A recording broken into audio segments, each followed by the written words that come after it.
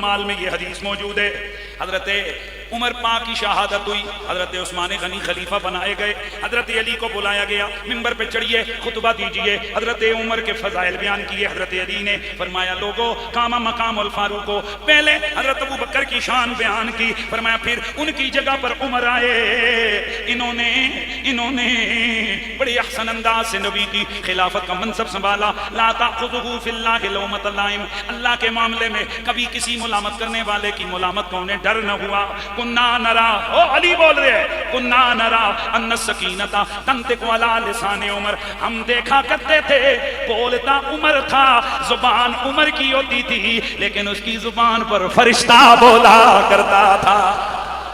ہاں جی ہاں، یہ کون کہہ رہا ہے؟ جنتی زبان تو علی جاری نہیں ہوتا، اللہ کرے جاری ہو جائے۔ کون بول رہا ہے؟ کون بول رہا ہے؟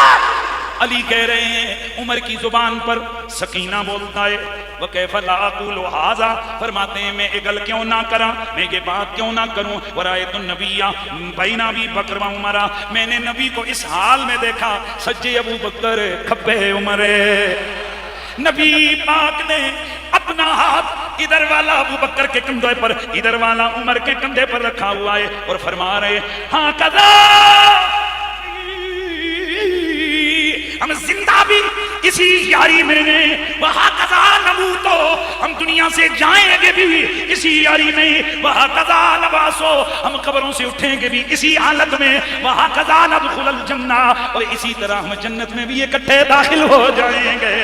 وَكَيْفَ لَا أَقُولُ هَذَا، اور میں یہ شان عمر میں بات کیوں نہ کروں، فی الفاروق، میں فاروق کی شان میں یہ کیوں نہ کہوں، وَالشَّيْطَانُ يَفِرُّ مِنْ حِسِّهِ، شیطان عمر کی آہٹ سے بھی بھاگ جاتا ہے۔ فَمَضَى شَهِيدًا رَحِمَهُ اللَّهُ، اے عمر شہید ہے، عمر یہ کس کی گواہی ہے؟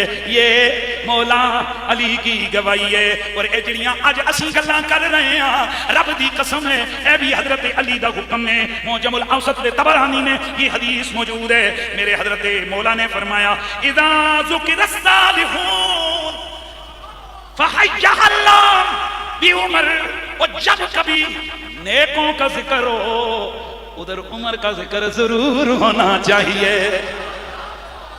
کون کہہ رہا ہے؟ مولا علی کہہ رہے ہیں جتھے کدھر بھی نیک لوگاں دا ذکر ہوئے، ولیاں دا ذکر ہوئے، اتھے حضرت عمر دا ذکر ضرور ہونا چاہیے۔ نہیں، اتھے عمر دا ذکر ضرور ہونا چاہیے۔ آئے آگے آخری جملے، بات ختم۔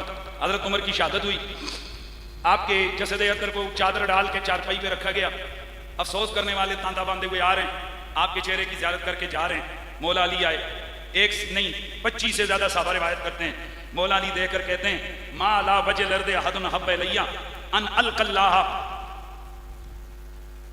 القی اللہ بصحیفۃ من ھذا المسجع۔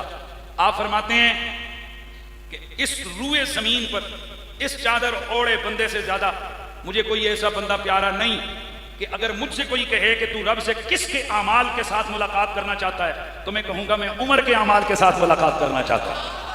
تو اتنا بڑا بندہ شہید ہو گیا، ظاہر ہے ان کا پیار اہل ایمان کی نشانی ہے، ان کی محبت اہل ایمان کے لیے ایمان کی جلا ہے، ان کا پیار ہمارا ایمان ہے۔ اللہ ان کی قبر پر کروڑوں درود نازل کرے اور کروڑوں سلام نازل کرے۔ میرے نبی کو پہلے سے پتہ تھا ایک زمانہ آئے گا، ایک گندی خبیث قسم کی مخلوق اٹھے گی، میرے ان پیارے پیارے صحابہ کے بارے میں بکواس کریں گے۔ میرے رسول نے پہلے ہی اہتمام کر لیا، ایک پہلو میں ابو بکر کو لٹا دیا، دوسرے پہلو میں عمر کو لٹا دیا۔ قیامت تک میں نے جیسے گزشتہ جمعہ بتایا، قیامت تک یہ دونوں کا پتہ کون سا ہے؟ جو پتہ حضور کا ہے وہی پتہ، جو ایڈریس حضور کا ہے وہی ایڈریس ان کا ہے۔ اللہ تعالیٰ ان کے درجات کو بلندیاں عطا فرمائے اور ان کا پیار ہمیں صحیح سلامت اور وافر نصیب فرمائے۔